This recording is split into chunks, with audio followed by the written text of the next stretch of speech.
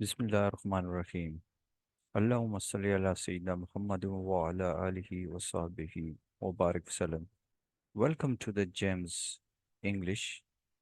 आज हम Khyber Pakhtunkhwa text book board Peshawar की 10th क्लास की इंग्लिश टेक्स्ट बुक का यूनिट 7 जिसका नाम है द एज मदर, इसकी हम एक्सरसाइज करेंगे। डियर स्टूडेंट्स, याद रखें ये एक्सरसाइज SLO बेस्ड है। चले बढ़ते हैं एक्सरसाइज की तरफ। कंप्रीहेंशन है। फर्स्ट क्वेश्चन है A, answer the following questions. First है why did the farmer decide to take his mother on the summit. Summit किसी भी पहाड़ की चोटी को कहते हैं। So why did past tense इस्तेमाल हुआ है। Why did the farmer decide to take, यानी वो जो किसान था उसने क्यों ये फैसला किया कि वो अपनी मदर को उस पहाड़ की चोटी पर ले जाएगा। तो इसका पॉसिबल आंसर है the farmer decide to take his mother to the summit because the despotic leader had issued a proclamation ordering the death of all aged people, and he couldn't bear to abandon his beloved mother. Second question है why did the son hide his mother in the closet? Closet अलमारी या छोटा कमरा। क्यों उसके बच्चे ने अपनी माँ को उस छोटे कमरे में या अलमारी में छुपाया? The son hid his mother in the closet to protect her from being discovered and killed as per governor's cruel proclamation. Three है what does the phrase with the crown of snow there cometh wisdom mean? इससे क्या मुराद है, यानी इस phrase से क्या मुराद है? Answer है the phrase suggests that with old age comes wisdom and experience. Four है what is the theme of aged mother? इस सबक यानी द एज्ड मदर की इसका मरकजी ख्याल क्या है? आंसर है the theme revolves around love, sacrifice, wisdom, and the importance of valuing and respecting the elderly. Fifth है what is the climax of the story? The aged mother. तो इस स्टोरी का क्लाइमेक्स क्या है? आंसर है the climax is when the farmer, upon realizing his mother's wisdom and sacrifice, decides to disobey the governor's orders and chooses to stay with her, defying the cruel law. Fifth है why did the farmer disclose his secret? क्यों वो किसान जो है वो इस राज को disclose करता है यानी जाहिर करता है, यानी उसने इस राज को क्यों जाहिर किया? Answered the farmer disclosed his secret to the governor to explain how he accomplished the seemingly impossible task of making a rope of ashes, showcasing his mother's wisdom. Fifth है what are the elements of story? The aged mother. तो इस story के जो elements हैं, उनासर हैं इस कहानी के, वो क्या हैं? The elements include a poor farmer, इसमें शामिल है करेक्टर यानी poor farmer and his age mother facing a cruel order or proclamation, uh, a journey up a mountain, a son, a son's dilemma, the mother wisdom, and the resolution of the conflict. Question 8 है what is the setting of story? इस story की setting यानी ये कहाँ फरमाई गई है? Answer at the setting is a rural town named Shinano, situated at the foot of a mountain, governed by a despotic leader. 9 है why did the leader issue the proclamation? Proclamation order यानी उस रहनुमा ने या उस हाकम ने क्यों ऐसा फरमान जारी किया? Answer that the leader issued the proclamation out of his cowardice and fear of anything suggestive of failing health and strength. Cowardice कहते हैं बुज़दिली को। Question 10 है how does the poor youth feel about the proclamation? यानी इस order पर वो जो नौजवान गरीब नौजवान थे उन्होंने क्या महसूस किया? To answer her, the poor youth feels sorry and heartache about the proclamation as he deeply loves and respects his aged mother and cannot bear the thought of abandoning her छोड़ना उसे। 11 है, how did the youth carry out the order? कैसे उस नौजवान ने इस order को या इस फरमान को पूरा किया? Answer है, the youth carried out the order by preparing to take his mother to the summit of the mountain and end her life as instructed by the governor's mandate. Mandate is order. Okay, next question की तरफ पढ़ते हैं. Choose the correct option. First है, Shinano, the town where they lived was governed by a despotic leader. In this sentence, the word despot means that. इस sentence में despot का मतलब है the governor was a cruel man. Jabbar, Amr. Okay, second question है, lifted his helpless old mother to his back and set out on his painful journey up the mountain. The journey was painful because ये जो सफ़र था painful इसलिए था. Option C is the right. The mountain was steep and he was to abandon his mother. Third है, the son decided to take her mother back on his heart because उसने अपनी माँ को दोबारा से उस झोंपड़ी में वो ले गया. क्यों? Answer D is the right. He was greatly moved by the pains she took to guide him back to his home. Four है, the saying with the crown of snow there cometh wisdom means that.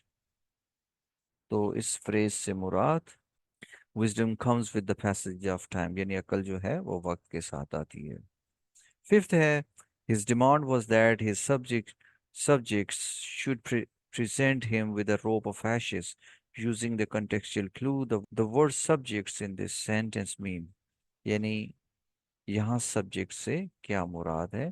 तो subjects यानी अगर आप contextual clue को देखा जाए यानी इस सेंटेंस को देखा जाए तो इसमें सब्जेक्ट्स से मुराद सिटीजन्स हैं यानी शहरी या उसकी उसकी रियाया. Okay, let's move on to the next one. Vocabulary है, यूज डिक्शनरी टू, यानी आपने इन अल्फाजों के आपने मायने आपने ढूंढने हैं. तो स्ट्रेंथ का मतलब है पावर, ताकत. रिवरेंस है रिस्पेक्ट, इज्जत. कंफर्ट, ईज, आसानी. फ्रीक्वेंट, ऑफन, अक्सर. हम्बल, आजिज. मॉडेस्ट भी है. बारबेरियस, क्रूअल, जालिम. हंटर, शिकारी. और ट्विग कहते हैं ब्रांचलेट यानी टहनी को. इस क्वेश्चन को देख ले. Write down the summary of the lesson the age mother. इसकी समरी है, the age mother is a story about love, sacrifice and wisdom in a small village ruled by a cruel leader. When the leader orders all the elderly people to be killed, a poor farmer faces a tough choice about his old mother. Dis- Despite planning to obey, he decided to protect his mother, guided by her wisdom. Together they solve a difficult task given by the leader, impressing him. Eventually, the leader the leader sees his mistake and cancels the cruel order. This tale shows the importance of family resilience and kindness. It teaches us to value older people and appreciate their wisdom. Through simple characters and events, the aged mother shares important messages about caring for others and doing what's right. Okay, grammar की तरफ बढ़ते हैं. Modal verb. दूसरों से याद रखें modal verbs जो हैं इनमें may, might, will, shall, can, could इनमें शामिल है और इनको हम मॉडल वर्ब इसलिए कहते हैं कि ये मॉडल वर्ब्स एक्सिलरी वर्ब्स हैं यानी ये हेल्पिंग वर्ब्स हैं. और हेल्पिंग वर्ब्स का जो काम है वो हमेशा उसके मेन वर्ब के साथ आता है. चले बढ़ते हैं हम एक्सरसाइज की तरफ. A है choose the correct answer about the function of the modal verbs in the following sentence. आपने क्या करना है? आपने इन sentences को पढ़ना है और आपने correct answer choose करने हैं about the function of modal यानी यहाँ आपने मॉडल वर्ब के फंक्शन के बारे में सही जवाब का इंतखाब करना है। जैसे फर्स्ट है, मैं आई यूज योर मोबाइल फोन। इसमें यानी ये जो मॉडल वर्ब है इसका क्या फंक्शन है यहाँ। तो option C is the right to make a semi formal request. तो इसमें एक रिक्वेस्ट की जा रही है, यानी इसमें कोई प्रिडिक्शन पेशन गोई नहीं हो रही। टू एक्सप्रेस पॉसिबिलिटी, ये इसका भी इजहार नहीं हो रहा है। कोई मुमकिन किसी चीज़ का यहाँ कोई परमिशन के भी बारे में बात नहीं हो रही। तो option C is the right. Second question है, you mustn't walk on grass, यानी तुम इस घास पर मत चलो। तो आंसर इज द राइट। यहाँ मसंट से मुराद जो है टू मेक अ कमांड, यानी यहाँ कमांड, यानी उसने हुक्म दिया है। थ्री है, he should come to the meeting on time. तो यहाँ शुड का हमने इसका जो फंक्शन है यहाँ देखना है। तो यानी वो कहता है कि you should come to the meeting on time, कि तुम्हें मीटिंग में यानी मजलिस में वक्त पर आना चाहिए। Option is the right, to convey the idea of an obligation, यानी उसको जिम्मेदारी का एहसास दिलवा रहा है। क्वेश्चन फोर है, can you help me with this exercise. क्या तुम मेरी मदद करोगे इस मश्क में। कैन का यहाँ जो फंक्शन है वो second is the right to express और इंक्वायर अबाउट विलिंगनेस, यानी वो उसकी मर्जी के बारे में जान रहा है। फिफ्थ है, you needn't take your umbrella, it isn't raining. Needn't जरूरत नहीं है, वो कहता है तुम्हें जरूरत नहीं है अम्ब्रेला ले जाने की, बारिश नहीं हो रही। तो इसमें नीडेंट से मुराद जो है एक्सप्रेस लैक ऑफ नेसेसिटी, यानी जरूरत नहीं है। सिक्स है, कुड यू से इट अगेन मोर स्लोली। उसको कहता है क्या आप, यानी फॉर्मल इंग्लिश है, यानी वो उससे कुड यहाँ जो इस्तेमाल हुआ है टू मेक अ रिक्वेस्ट, यानी उससे दरख्वास्त कर रहा है कि वो आहिस्ता बोले।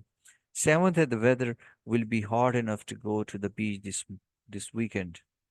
तो विल बी होगा, यानी वो उसको प्रिडिक्शन कर रहा है। To make a prediction, prediction पेशन को, यानी यहाँ विल जो इस्तेमाल हुआ है प्रिडिक्शन के तौर पर इस्तेमाल हुआ है। एट है, the dog would bark every time the door bell ring. तो इसका जो है यहाँ वुड से यहाँ मुराद जो हो जाएगी मॉडल वर्ब है। और option D is the right one, to show habitual activity, यानी उसकी आदत है जब भी डोर बेल जो है वो बजती है तो वो जो कुत्ता है वो भौंकता है। तो यहाँ वुड का मतलब होगा to to show habitual, habitual आदि, उसकी आदत है।